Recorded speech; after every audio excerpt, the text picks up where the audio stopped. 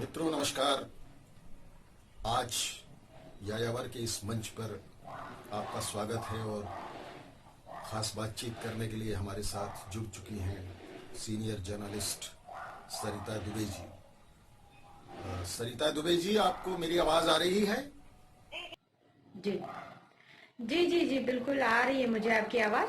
देखिए, ये जो चुनाव परिणाम जी जो नमस्कार। सामने आए हैं, खास करके अगर गुजरात से अलग हटें और हिमाचल से लौट के छत्तीसगढ़ पे आए, तो छत्तीसगढ़ में देखा ये जा रहा है कि जिसकी सरकार है उसी की दरकार है वाला गणित यहाँ लागू हो रहा है। पहले डॉक्टर रमन सिंह की 15 साल पहले सरकार, 15 साल तक चलने वाली जो सरकार थी, उस सरकार में भी सारे लगभग उपचुनाव बीजेपी जीतती रही है। यही ट्रेंड भूपेश बघेल के साथ लागू हो रहा है। भानु प्रतापपुर का जी उपचुनाव कांग्रेस ने जीत लिया है। इसको आप किस नजरिए से देखते जी हैं? जी देखिए, उम्मीद तो ये जताई जा रही थी कि ये जो चुनाव है, क्योंकि कांग्रेस की सरकार में जितने भी 4 उपचुनाव हुए हैं, उसमें कांग्रेस की ही विजय हुई है। ये 5वां उपचुनाव था।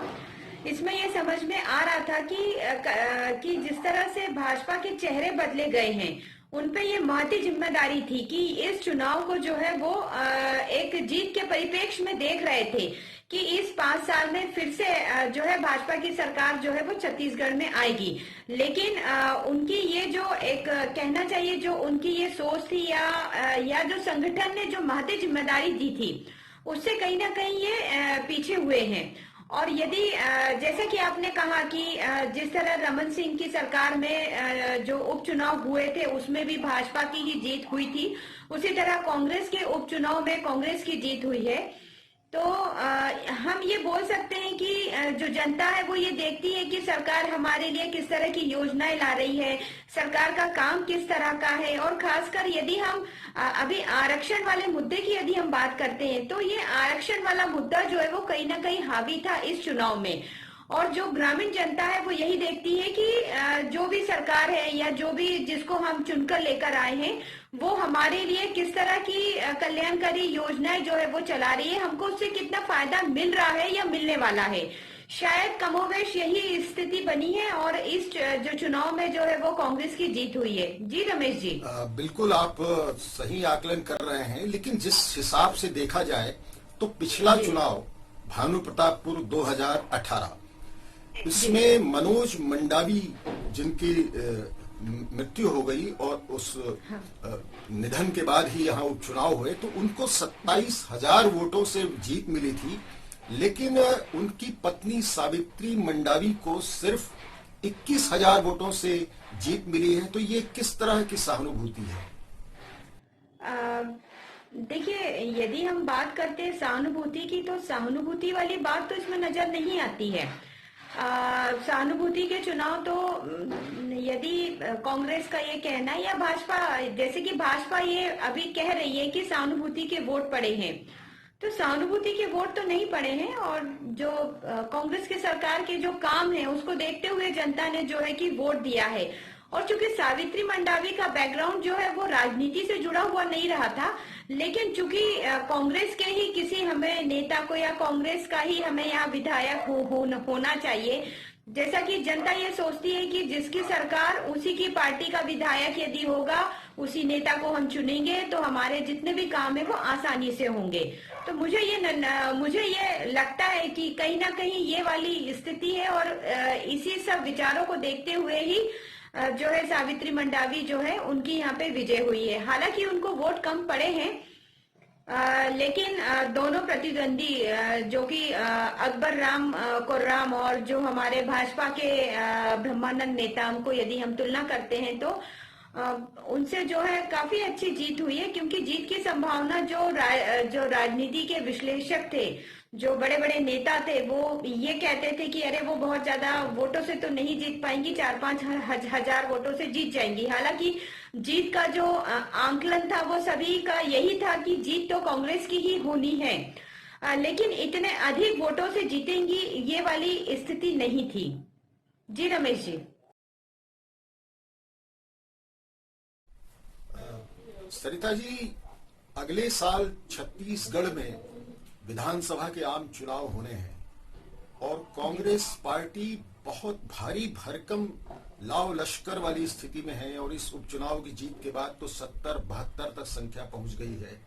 कितने विधायकों के निश्चित तौर पर टिकट काटे जाने हैं, कितनों को टिकट दिए जाने हैं, उसके अलावा कुछ आंतरिक मुद्दे भी हैं। पार्टी में नई प्रभारी कुमारी शैलजा भी आई हैं।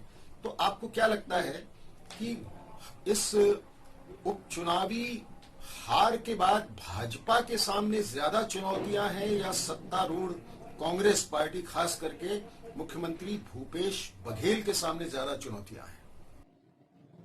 जी, निश्चित तौर से भूपेश बघेल के सामने ज्यादा चुनौतियां हैं। भाजपा की तो अपनी चुनौती है ही, लेकिन भूपेश बघेल के कंधों पर यह महती जिम्मेदारी है कि जिस तरह संगठन ने उन पर विश्वास जताया है।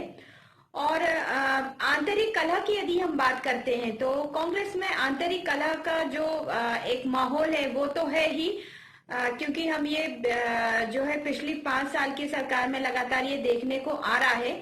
चाहे संगठन के पद पे बैठे जितने भी उनके पदाधिकारी हैं, यदि हम अब मैं नाम नहीं लेना चाहूंगी, लेकिन आंतरिक कलह जो है वो कहीं ना कहीं है। और शायद यही वजह रही कि एक महिला चेहरे को यहाँ पे लाया गया है।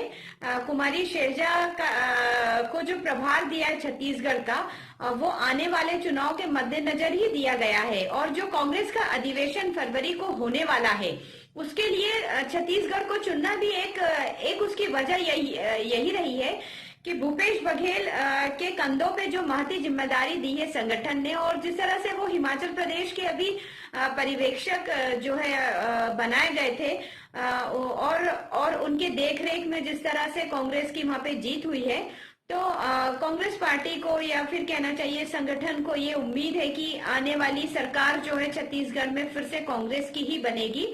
तो इसके मद्देनजर कहीं ना कहीं उन पे महती जिम्मेदारी तो समझ में आ रही है। जी रमेश जी। तो बिल्कुल पॉलिटिकली एक्सपर्ट कमेंट कर रहे हैं, बिल्कुल ही, यानी आपका तो आकलन बड़ा ही धारदार और गहरा है, मैं देख रहा हूँ। जी, कह सकते हैं आप ऐसा, लेकिन बहुत कुछ ऐसा नहीं है, क्योंकि राजनीति को समझना हर किसी के बस की बात नहीं है।